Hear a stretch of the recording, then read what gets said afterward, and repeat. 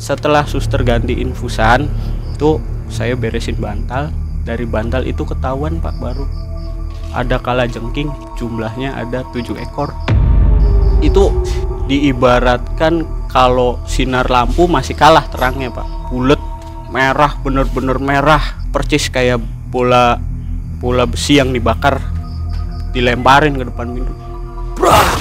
Secara mendadak anak saya jatuh. Kamu kalau nggak mau anak kamu yang mati, saya minta nyawa kamu. Loh, maksudnya apa?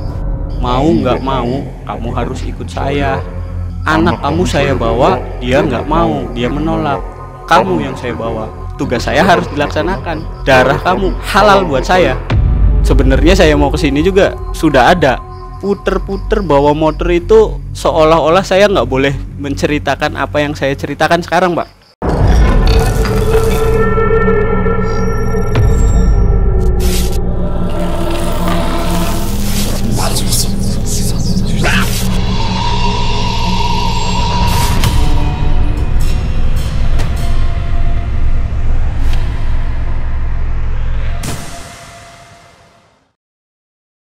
Assalamualaikum warahmatullahi wabarakatuh. Terima kasih Sobat Malam Mencekam yang selalu setia menonton video-video kami.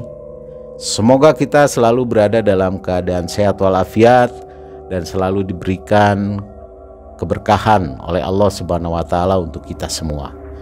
Nah, terus saya ingatkan kembali bahwa Malam Mencekam itu memiliki jadwal yang tetap di dalam mengupload videonya. Harinya adalah hari Senin, kemudian Rabu, Jumat, dan Sabtu. Jamnya tepat di jam 20.30 waktu Indonesia bagian Barat. Supaya sahabat MM jangan lupa nih ya. Nah, di video kali ini sebuah kisah yang cukup horor dan mencekam. Kenapa?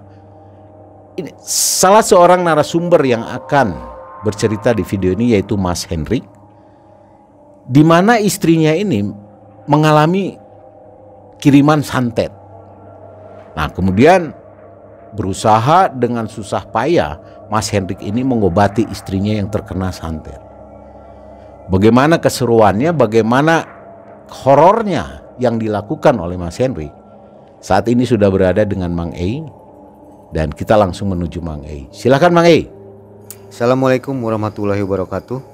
Sobat Malam Mencekam, saya Mang Ei dan tim kembali malam hari ini hadir untuk Anda, menemani malam Anda dengan cerita mencekam lainnya. Saya dan tim saat ini berada di Kabupaten Cirebon, di mana malam ini saya menemukan seorang narasumber yang akan bercerita kepada Anda tentang pengalaman hidupnya yang menurut beliau sangat mencekam dan masih teringat sampai sekarang. Dia adalah Mas Hendrik. Ya. Apa kabar Mas Hendrik? Alhamdulillah Pak, baik.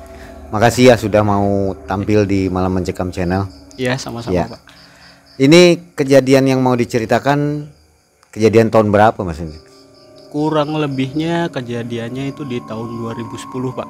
2010 ya. 2010. Oke. Ya, itu. Mas Hendrik ini sekarang kesibukannya apa? Saya jaga toko spare part Pak.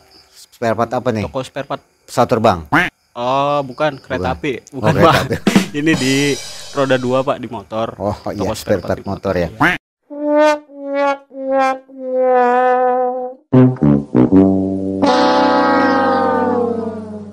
Baik. Mas Hendrik usianya berapa boleh tahu? Sekarang saya 33 Pak. Baik Mas Hendrik. Mudah-mudahan ceritanya akan menjadi inspirasi Iya, dan pembelajaran untuk kita semua ya. insya Allah. Katanya pernah mengalami mengobati istri ya, Iya, ketika mengobati disantet orang. Iya, betul Pak. Baik, langsung saja Mas Hendrik akan menceritakannya.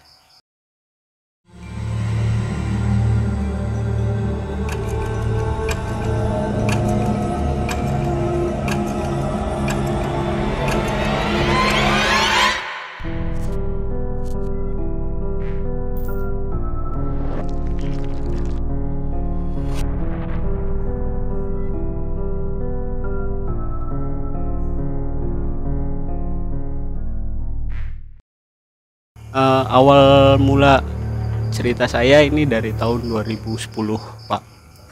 awal saya pertama masuk di satu perusahaan, jabatan saya itu dulu di admin spare part. Saya punya rekan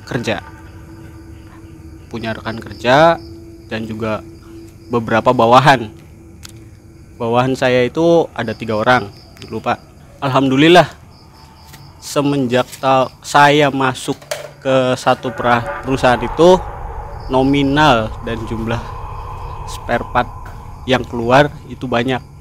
Omset terus lah kasarnya ngomong, omset bisa sampai ke nominal 30 jutaan satu bulan dari segala macam itu.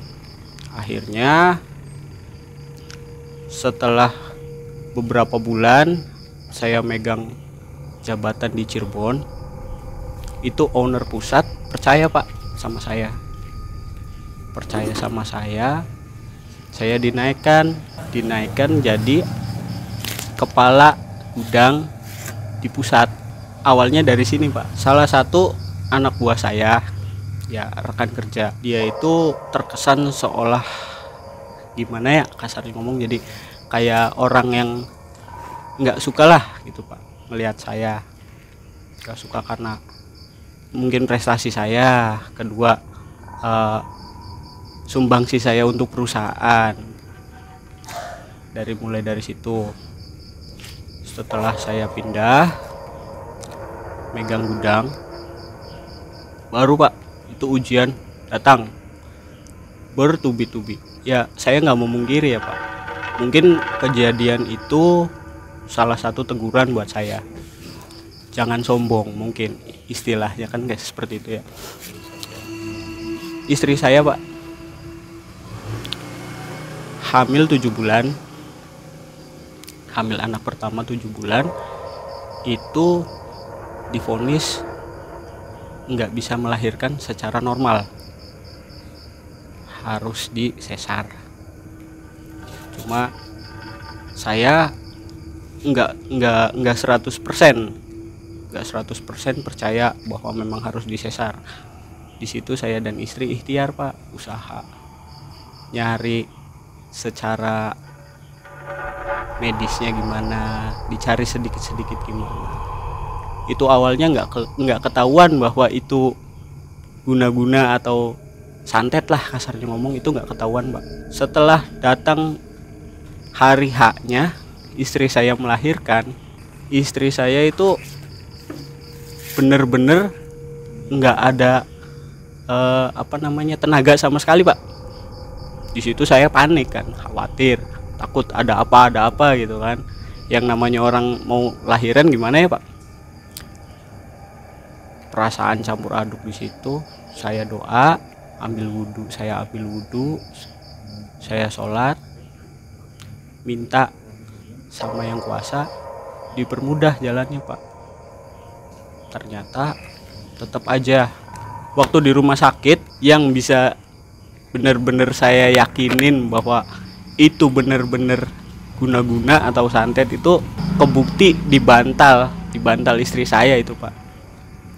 Istri saya tengah malam bangun karena infusan habis dan badan juga nggak benar-benar udah nggak bisa gerak. Saya bangun, beresin bantal istri, beresin posisi tidur istri, saya manggil suster. Setelah suster ganti infusan, itu saya beresin bantal. Dari bantal itu ketahuan Pak, baru ada kalajengking, jumlahnya ada 7 biji Pak, 7 ekor. Masa iya di rumah sakit ada kalajengking Pak? Dari situ kan mulai tuh Pak, ini ada apa. Saya bersihin semua. Setelah saya bersihkan semua, alhamdulillah bersih, istri bisa tidur lagi. Udahlah, saya pikir itu mah bukan satu kejadian yang aneh gitu kan, mungkin itu mah dari mana gitu. Besok paginya baru sesar, disesar. Alhamdulillah istri selamat, sesar selamat, anak juga alhamdulillah sehat. Pulang ke rumah Pak, aktivitas lagi seperti biasa, saya berangkat kerja gini. Ternyata memang benar teguran dari Allah supaya saya benar-benar tidak sombong dan tidak jumawa. Itu benar-benar Pak. Ada audit dari pusat, ternyata jumlah stok barang yang saya punya di gudang itu minus sampai 75 juta.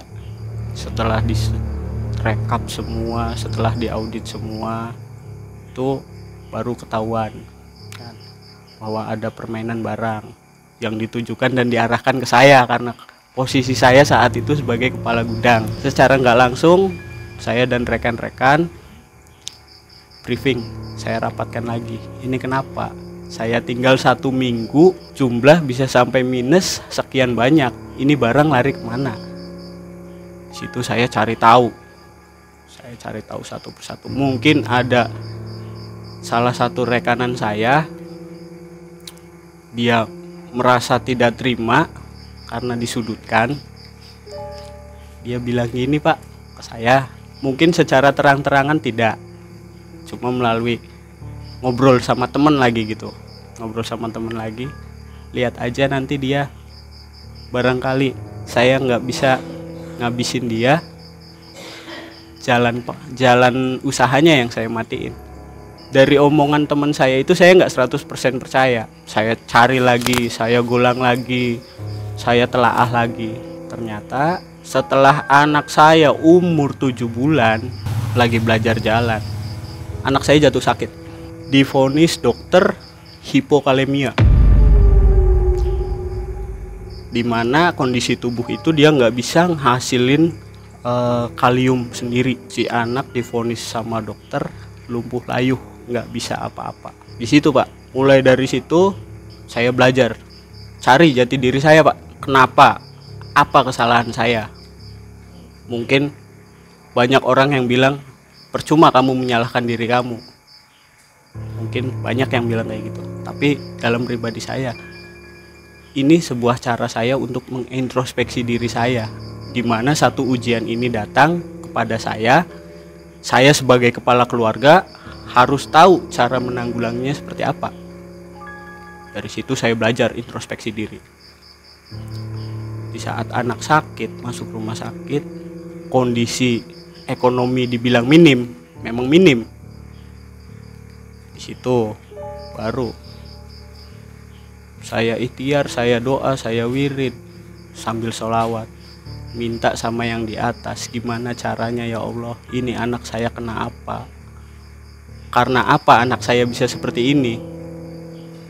Secara nggak langsung Mbak, sadar nggak sadar, tidur nggak tidur, itu saya lagi zikir, lagi sholawat, datang Mbak sosoknya bapak tua. Sosoknya bapak tua, tubuhnya ya dibilang pendek dia nggak pendek Pak, dibilang gempal nggak gempal, sedang lah, pakai sorban. Bukan sorban sih, kain sarung, bawa tongkat. Dia bilang, jangan berhenti, jangan putus asa. Ini cobaan kamu, ini awal kamu. Dengan cara kamu sendiri kamu pasti bisa. Kamu pasti tahu siapa orangnya dan bagaimana rupanya. Ini bukan masalah penyakit sepele. Ini titipan dari orang. Ini pemberian dari orang yang memang benar tidak suka. Dari situ, yakin gak yakin awalnya Pak? Saya yakin gak yakin, masa iya masalah medis disangkut pautkan dengan masalah seperti itu. Yang namanya manusia cuma bisa usaha, cuma bisa ikhtiar, berdoa, dan ternyata hasilnya menunjukkannya bahwa memang betul kondisinya si anak itu seperti itu. Sampai divonis seperti itu, tiap hari ambil darah apa segala macam. Akhirnya ketemu jawabannya, hasilnya nihil. Si anak divonis sembuh, tapi kondisi fisik masih seperti itu, masih sakit. Saya masih terus belajar, saya masih cari tahu, saya terus cari tahu, sampai akhirnya dari perusahaan tersebut. Saya berhenti, saya resign, saya pindah. Sempat nganggur dulu sih waktu itu, 6 bulan itu saya nganggur nyari kerjaan kemana-mana. Alhamdulillahnya masih ada orang tua dan masih ada rekan-rekan yang masih mau support saya, masih mau kasih dukungan ke saya. Di situ saya bangkit, di situ saya berdiri lagi. Yang namanya cobaan ya memang nggak berhenti-berhenti, Pak. Awal tahun 2014 di situ saya sudah pisah sama orang tua. Saya belajar hidup mandiri dengan anak dan istri saya. Posisinya waktu mau lebaran, 3 hari mau lebaran. Saya masih ingat waktu itu mau buka puasa. Saya, anak, istri mau buka puasa. Itu di depan pintu ngetok pintu, Pak. Tok tok tok tok. 1 kali saya buka, lihat dari jendela nggak ada orang. Paling anak kecil ngerjain. Udah tutup lagi, lanjut makan lagi ngobrol sama anak sama istri sambil makan apa. Ada yang ngetok lagi, saya buka nggak ada orang lagi. Sampai ke 3 kali udah saya mulai kesel. Saya keluar, saya ngerokok di depan. Itu diibaratkan kalau sinar lampu masih kalah terangnya, Pak. Bulet, merah, bener-bener merah, percis kayak bola besi yang dibakar, dilemparin ke depan pintu. Brak! Secara mendadak anak saya jatuh, udah nggak sadar apa. Saya telepon orang tua saya kasih kabar, saya bawa anak saya ke rumah sakit langsung. Di rumah sakit si anak di ronsen, di USG, di scan kepala, normal, nggak ada hasil, 0. Saya bawa pulang ke rumah saya dan bapak saya cari tahu ini ada masalah apa sebenarnya. Di situ pas waktunya jam 2 pagi waktu mau sahur baru kelihatan sosoknya gede, tinggi, besar, hitam. Kamu kalau nggak mau anak kamu yang mati, saya minta nyawa kamu. Loh, maksudnya apa? Di situ saya tantang, Pak. Maunya apa? Siapa yang nyuruh kamu? Dikasih makan apa kamu sama dia? Sampai berani kamu kayak gitu. Kalau kamu mau nantang saya, silakan. Saya nggak takut. Saya minta anak saya kembali normal kayak dulu. Jangan dibikin sakit kayak gini. Dia anak nggak punya dosa. Secara nggak langsung, sadar nggak sadar, itu dada, Pak. Dada saya itu seolah kayak dipukul pakai besi. Pakai kayu lah, kalau pakai besi terlalu sadis ya, Pak. Pakai kayu, jelep, dada nih kerasa sakitnya. Mungkin sampai sekarang juga masih kadang-kadang masih kerasa sakitnya. Jelep, tapi nggak kelihatan, Pak. Dari situ saya cari tahu lagi, terus saya belajar, saya cari tahu bahwa memang benar ada orang, atau mungkin saya juga nggak tahu ya, Pak ya. Kalau namanya orang kan mungkin kelihatan baik, mungkin kelihatan dia sopan, dia lugu, tapi dalam hati wah kamu kan kayak gitu, nggak tahu ya, Pak. Di situ saya belajar, Pak. Setelah kondisi si anak mulai baik, mulai normal lagi, walaupun saya sedikit masih ngerasain sakit, di situ saya belajar terus. Saya belajar, saya cari tahu lagi. Ketemu, Pak, hasilnya si A ini dia yang bikin, dia yang kirim. Saya cari tahu lewat apa? Saya sholat tahajud, Pak. Saya sholat tahajud 2 rakaat. Saya minta mau subuh baru dapat petunjuk. Petunjuknya berupa apa? Gambaran orang, Pak. Sama, sosoknya sama seperti orang yang waktu itu datang ke rumah sakit nolongin anak saya nolongin istri saya waktu istri saya ngandung usia 7 bulan. Tapi dia nggak mau nyebut nama, Pak. Saya tanya, dia nggak nyebut nama. Saya tanya asal, dia nggak nyebut asal. Dia cuma ngasih tahu, kalau bahasa Cirebonnya dia bilang, kacung beli usah segen, diusawatir cik golatana pedaringan sing ana ning jero omah. Setelah subuh saya cari ternyata memang betul Pak, ada barangnya itu berupa kain putih.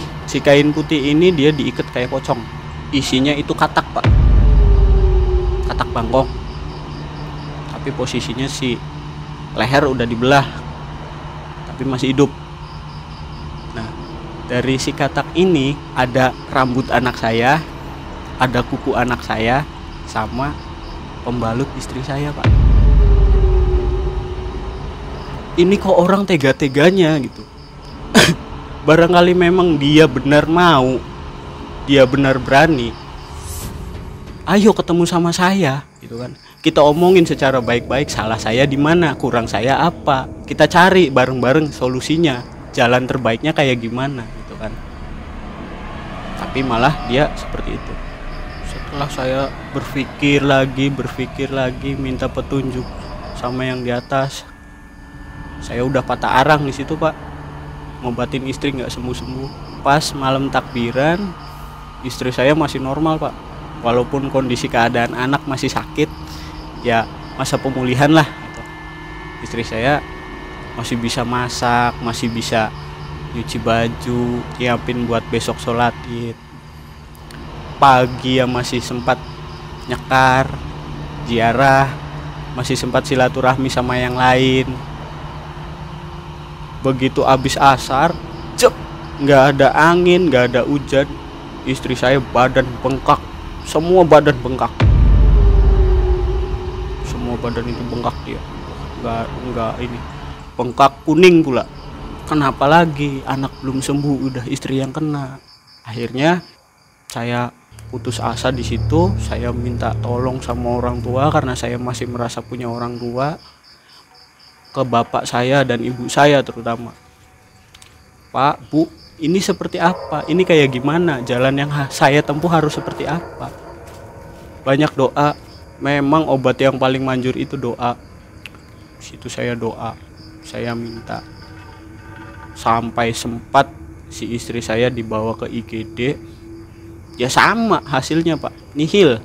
Itu selama 2 bulan istri saya kayak gitu. Badan mah bengkak semua, perut besar, sampai seolah-olah perut itu kayak meletus Pak, kayak mau meletus besar.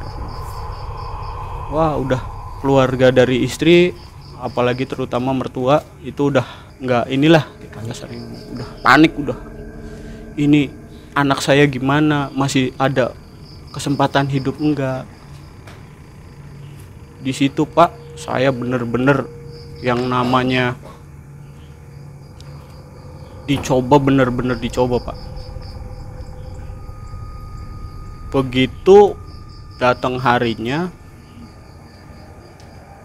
setelah 2 bulan itu, 2 bulan lebih 3 hari lah di 2014 waktu itu habis lebaran. Itu sengaja saya tantangin lagi Pak. Dengan keadaan saya yang seperti ini, dengan keadaan saya yang ala kadarnya, saya nggak punya kekuatan apa-apa, saya pasrahkan semua ke Allah Subhanahu wa Ta'ala yang nyiptain saya. Karena apa? Segala ilmu itu sumbernya dari atas, dari yang maha kuasa.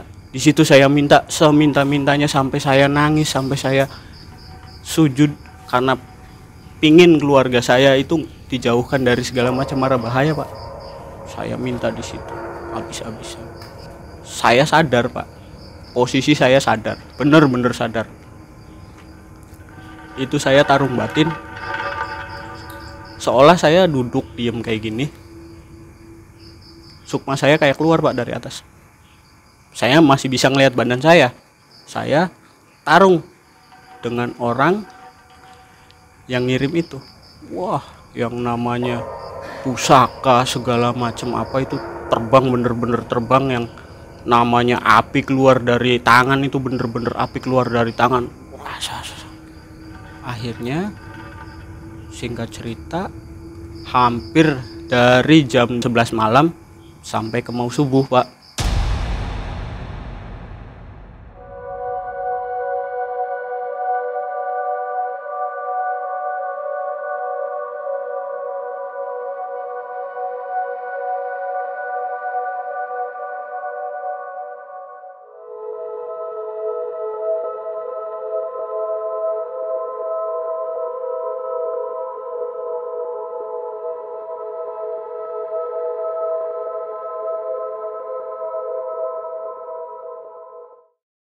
terus seperti itu.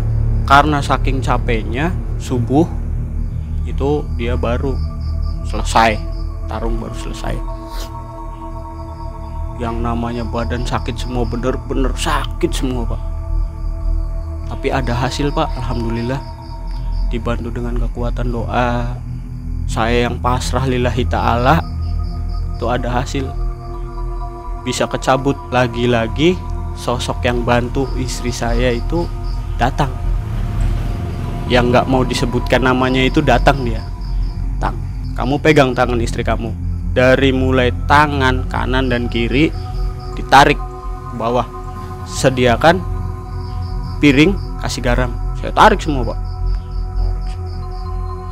Terus sampai akhirnya dari ujung jempol Pak.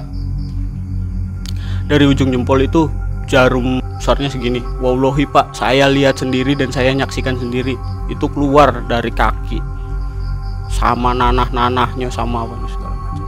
Istri saya dan anak saya yang tadinya cuma bisa tiduran di kasur, yang tadinya cuma nggak bisa ngapa-ngapain, bahkan makan sendiri aja juga susah, buang air sendiri aja juga susah. Cuma 5 menit setelah adzan subuh, saya selesai sholat subuh, bisa bangun, bisa berdiri. Ya Allah ya Rabbi, makasih. Saya bener-bener saya sujud syukur di situ Pak. Dengan bisa berdirinya istri saya aja juga udah alhamdulillah. Ternyata memang bener cobaan itu nggak cuma selesai sampai di situ Pak. Saya mutusin buat itikaf. Di itikaf itu saya coba Pak, saya ajak istri saya ajak anak saya, ayo, saya ada rezeki, kita ngambil rumah sendiri. Alhamdulillah Pak, bisa punya rumah sendiri. Dengan susah payah, dengan keringat yang keluar, bisa punya rumah sendiri. Baru 1 bulan saya nungguin rumah Pak, cobaan yang datang ke ibu saya dan bapak saya. Bapak saya di nol, bener-bener di nol, kerjaan nggak ada sama sekali, nggak dapat penghasilan. Ibu saya yang tadinya sehat, nggak sakit nggak apa, sehat aja udah sehat. Malam saya ditelepon, kesini, datang ke rumah. Itu posisi jam setengah 12 malam Pak, karena saya ngerasa ini siangnya nih masih main ke rumah gitu kan, masih bercanda, masih gurau sama istri sama anak, ketemu sama saya juga gitu kan. Setengah 12 malam ditelepon saya, sini ke rumah, dengan nada yang kehanyut kayak kebawa emosi. Sini ke rumah cepetan. Saya ke sana Pak, ke rumah ibu saya ketemu bapak saya masuk ke kamar. Ada apa? Sakit tah? Atau jatuh tah? Ternyata enggak Pak. Saya masuk ke kamar ibu saya, ternyata ibu saya itu udah nggak ada Pak. Jelek, langsung kaget saya Pak. Dari situ saya nanya, Mama punya riwayat penyakit apa? Ada masalah apa? Ternyata adik saya nyampein, sebelumnya Mama itu pernah mimpi didatengin sama temennya AA. Kata adik saya, kalau kata si mamahnya cerita sama adik saya itu sosoknya tinggi besar Pak. Dia bilang, mau nggak mau kamu harus ikut saya. Anak kamu saya bawa, dia nggak mau, dia menolak. Kamu yang saya bawa. Itu kejadian tahun 2016 setelah saya tempati rumah saya sendiri Pak. Ternyata ya memang benar bahwa benar adanya sosok itu datang ke mimpi saya karena kamu nantangin saya, kamu nantangin majikan saya. Ini yang kamu dapat. Dengan taringnya yang besar-besar Pak, datang ke mimpi saya. Kaget dong. Mau bagaimanapun cara kamu, mau seperti apapun cara kamu bakal tetap di bawah pengawasan saya. Jangan harap kamu lari, walaupun ke dalam lubang semut kamu saya cari. Loh, saya mau tanya, ini kenapa? Ini ada apa? Salah saya apa sampai harus korban nyawa seperti ini?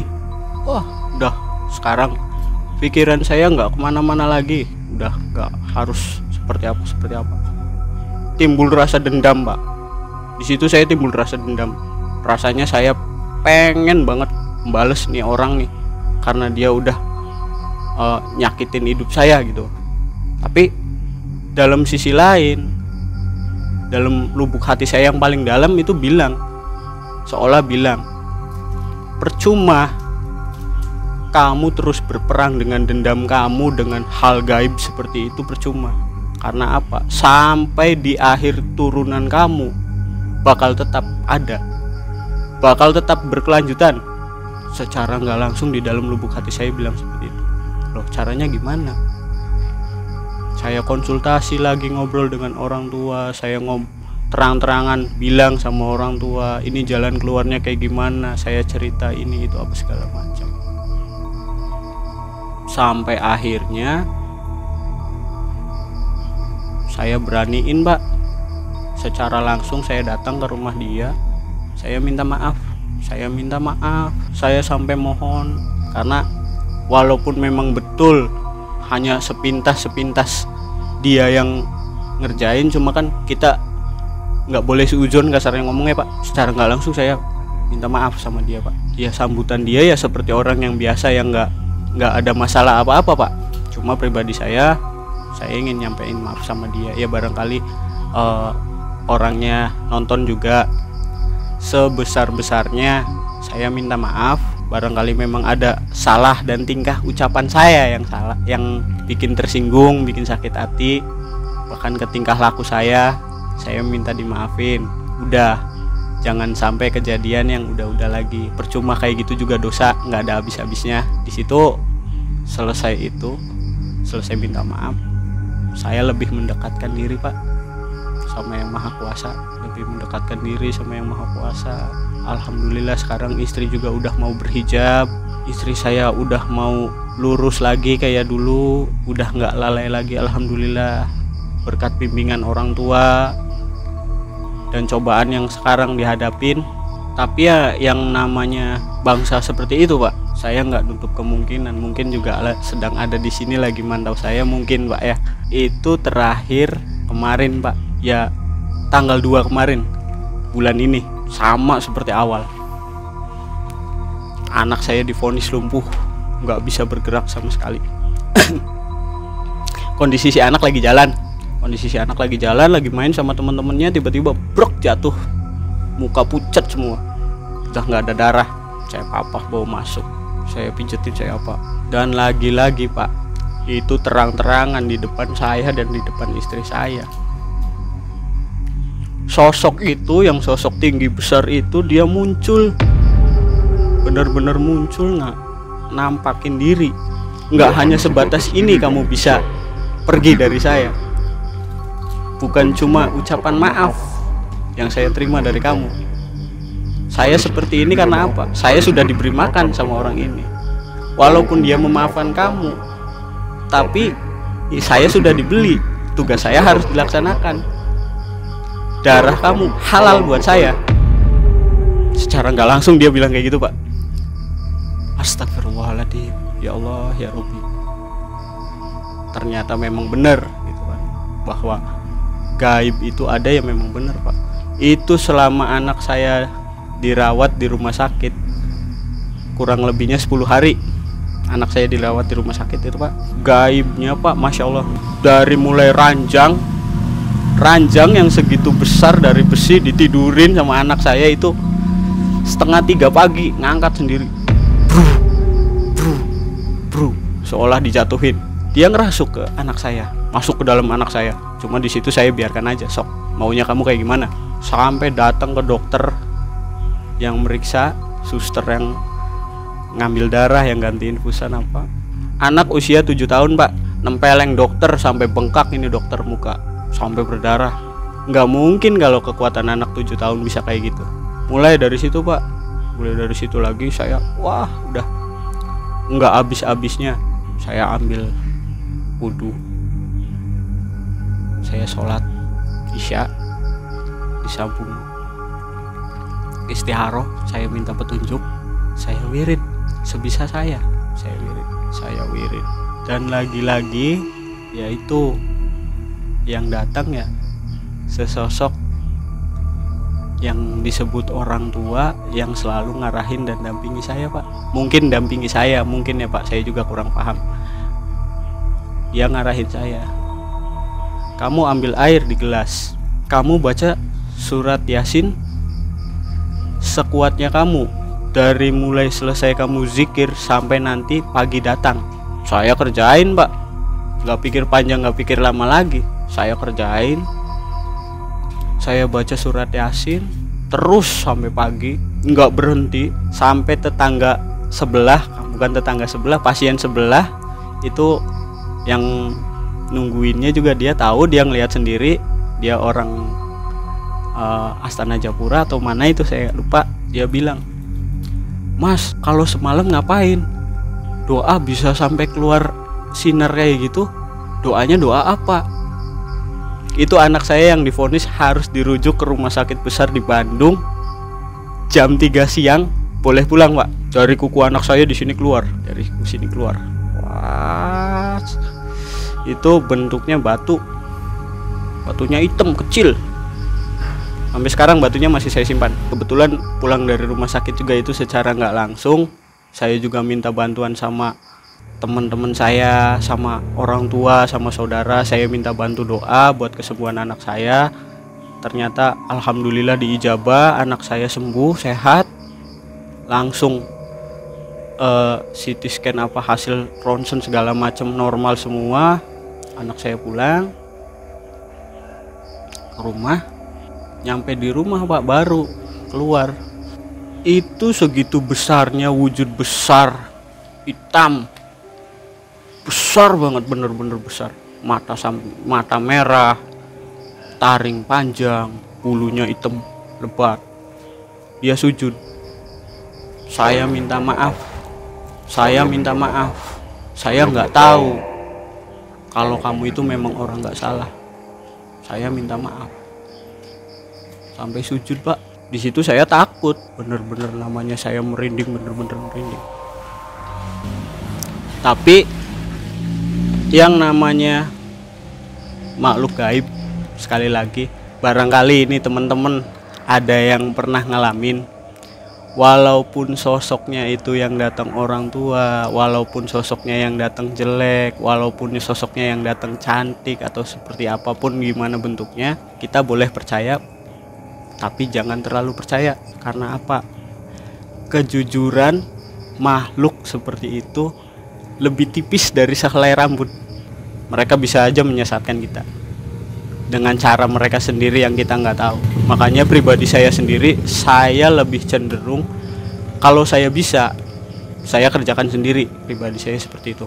Kalau memang betul saya sanggup, saya ikhtiar sendiri. Allah itu maha mempermudah umatnya. Allah itu benar-benar pemurah, penyayang. Kalau kita minta setulus hati, insya Allah jangankan lagi hanya kesembuhan, hal gampang. Kalau memang sudah kehendaknya, orang yang sudah mati pun bisa hidup kembali. Yang istilah katanya mati suri disebut mati suri. Kemarin dia datang lagi ke rumah saya. Hampir aja saya mau celaka lagi. Itu bener-bener terang-terangan Pak. Saya dilempar telur busuk. Posisi saya lagi tidur. Saya dilempar telur busuk. Brak! Cuma saya nggak balas. Saya terima, saya buka. Ternyata telur busuk itu ada belatungnya, ada segala macam, sampai ke kuku saya juga ada Pak. Dan sampai sekarang saya nggak mau, saya udah, yang melempar ya sosok yang disuruh itu Pak. Masih sosok gaib ya? Masih sosok gaib itu yang disuruh itu. Itu sampai pintu pagar di depan rumah itu udah saya kunci, bisa kebuka sendiri Pak, pintu besi. Tak tak tak tak tak tak tak. Bahkan ada temen saya juga yang sengaja main ke situ. Memang kebetulan dia bisa ngelihat. Cuma kalau saya pribadi, saya lebih cenderung saya percaya dengan yang realitanya, bukan dengan yang goibnya. Dia bilang, di sana ada sosok ini, di sana ada sosok ini, di sana ada sosok ini. Cuma saya nggak mau ambil pusing. Silakan, barangkali memang mau ditempati, tapi tolong saya minta jangan ganggu. Itu terakhir itu ya minggu kemarin lah. Minggu kemarin itu tuh masih sempat gubrok. sebenarnya saya mau kesini juga sudah adanya apa, saya bawa motor, puter-puter bawa motor itu seolah-olah saya nggak boleh menceritakan apa yang saya ceritakan sekarang, Pak. Dari mulai motor shockbreaker depan potong sendiri. Barusan saya kesini tuh, Pak. Ini saya kesini juga minjem kendaraan temen lagi kan. Itu namanya lagi jalan sangat pelan. Tahu nggak ada lobang, nggak ada apa, tahu-tahu shockbreaker depan itu potong, prak.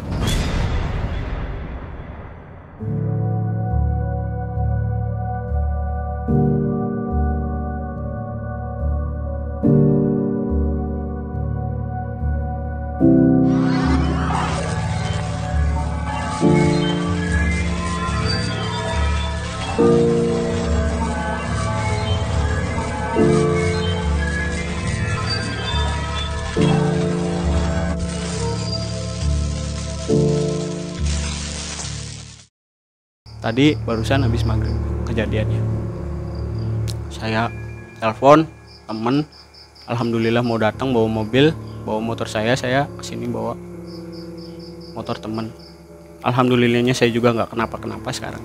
Makanya kenapa saya nggak mau membalas atau saya nggak mau mengembalikan lagi sama yang beli, karena apa? Saya mau udah biarkan tingkah lakunya kamu, suatu saat juga ada yang membalas, bukan saya yang membalas.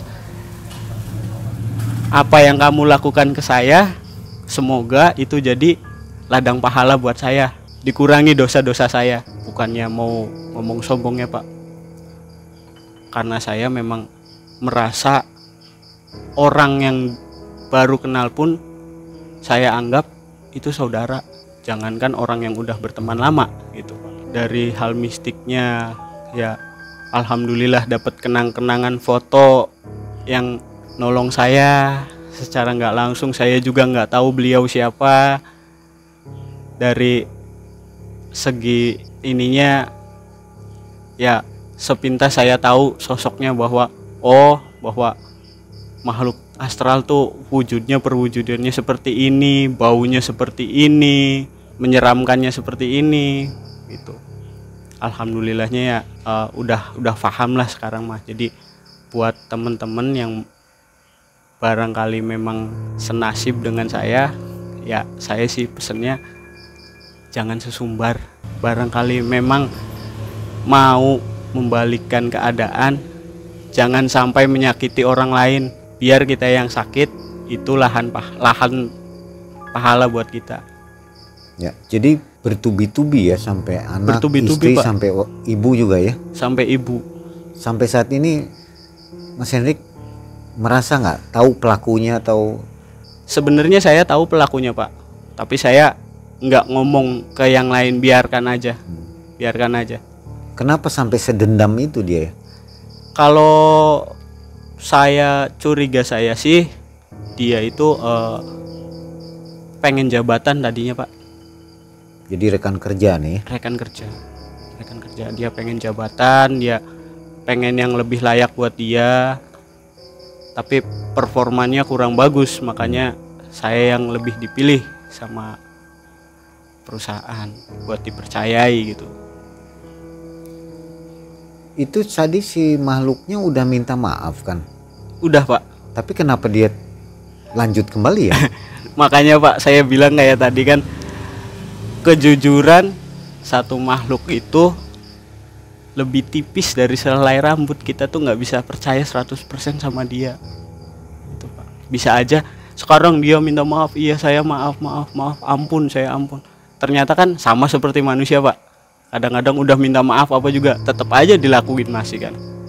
Itu. Iya. Intinya seperti itu. Makanya mau itu kesebutnya korin, mau itu kodam, mau itu pendamping, ya wallahu alam lah, masing-masing jalannya ya, Pak. Karena apa, dalam Al-Quran juga pernah ada agamaku, agamamu, seperti itu kan, Pak. Baik, cerita yang sangat menginspirasi sekali ya. pengalaman buat kita semua bahwa dengan kejadian ini kita tidak langsung harus percaya kepada dalam tanda kutip dukun atau orang pintar ya. Iya. Baiklah, sebenarnya masih ingin panjang ngobrol nih. Iya, Tapi Pak. berhubung ya Anda tahu sendiri ya Iya, sekarang cuaca sedang kurang bersahabat nih. Iya, betul, Ini Pak. sedang turun hujan. Iya. Ada yang pesan penting- untuk penonton kita? Ya, pesan saya, kita sama-sama umat beragama. Mungkin yang nonton yang ini juga beda-beda agama, tuh kan? Kita sama-sama umat beragama, kita punya Tuhan masing-masing, kita juga punya kepercayaan masing-masing. Intinya, percayalah kepada Tuhanmu dan percayalah kepada agamamu. Insya Allah, segala sesuatu dipermudah. Kalaupun memang ada yang menolong, itu hanya perantara. Entah itu makhluk nyata, entah itu makhluk astral, semuanya itu perantara. Tuh. Alangkah lebih baiknya kita percaya dengan yang maha kuasa. Saya rasa itu aja sih Pak pesan saya, Baik, Pak. luar biasa. Baiklah Sobat MM, kalau Anda suka dengan cerita dari Kang Hendrik ini dan menginspirasi untuk kita semua, tolong komentarnya di bawah ya. Subscribe-nya guys, jangan lupa guys. Nah itu udah diwakilkan ya. Subscribe-nya gratis. Baik, mudah-mudahan cerita ini membawa manfaat yang banyak untuk kita semua. Terima kasih Kang Hendrik sudah Iya, hadir bersama sama-sama kami. Pak, sama-sama. Saya ucapkan banyak terima kasih. Ya. Wabillahi taufik wal hidayah. Wassalamualaikum warahmatullahi wabarakatuh. Waalaikumsalam warahmatullahi wabarakatuh.